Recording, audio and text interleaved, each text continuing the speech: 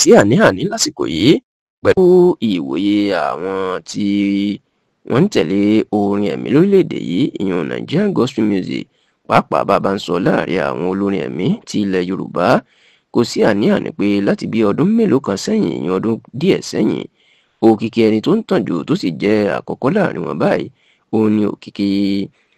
ọ̀dọ́mọbìnrin olórin ẹ̀mí ni Adéyínká Aláṣeyọrí tó sì jẹ́ pé gbogbo ibi tí àwọn ọ̀tá àtàwọn arónípin ẹ̀dá ò lérò pé ọmọbìnrin náà lè dé òun ló mà ti débẹ̀ báyìí kódà ó ti wá gborí mọ́ gbogbo àwọn tó bá níwájú lọ́wọ́ tó sì jẹ́ pé ní àsìkò yìí Adéyínká Aláṣeyọrí òun ni olórin ẹ̀mí àkọ́kọ́ ní ilẹ̀ Yorùbá tí òkìkí ẹ̀ tí ó ń tàn jù èyí tó jẹ́ kí àwọn olólùfẹ́ kí inú wọn máa dùn kó sì máa gbàdúrà gidigidi fún ọmọbìnrin náà wípé kò ní rí àpadà sí aburú mọ́ kò sì ní jábọ́ láì àti láíláí. Ẹ rántí pé bí wọ́n bá ń sọ̀rọ̀ àwọn olórin ẹ̀mí ní ilẹ̀ Yorùbá tí orin ẹ̀mí tó ti fẹsẹ̀ múlẹ̀ jù lórílẹ̀‐èdè Nàìjíríà tá a bá ń sọ̀rọ̀ bí ọdún mẹ́wàá ìfún ká máa sọ̀rọ̀ ọdún 5 sẹ́yìn kò sí orúkọ Adéyínká Aláṣeyọrí nílẹ̀ ìyẹn nínú àwọn tó lókìkí tí àwọn èèyàn gbà tiwọn ṣùgbọ́n bí gẹ́gẹ́ bí olórin kan ṣe kọ ìpè bọ́lọ̀ ń bá sọ pé òun dé kò sẹ́dá kankan tó máa ní òtí ìdè lóṣù kẹfà ọdún 2021 ìní ìgbésí ayé Adéyínká Aláṣeyọrí ìlú mà gba ọ̀tun ìlú gba ìyanu Ọlọ́run nígbà tí ìṣẹ̀lẹ̀ tó ṣẹlẹ̀ láàrin wọn àti gbajúgbajà olórin ẹ̀mí ni ajínrere Tọ́pẹ́ Àlàbí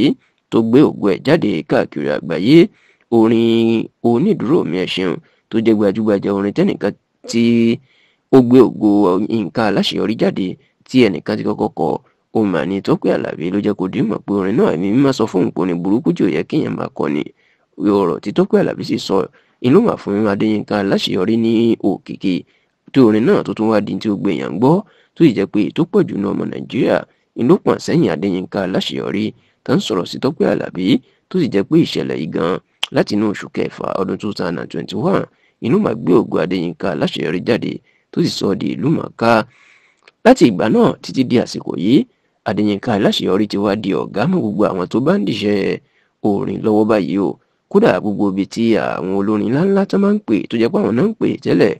Adéyínká Aláṣeyọrí ni wọ́n ń pè o àpẹẹrẹ yìí ṣètò fojú hàn lọ́dún yìí níbi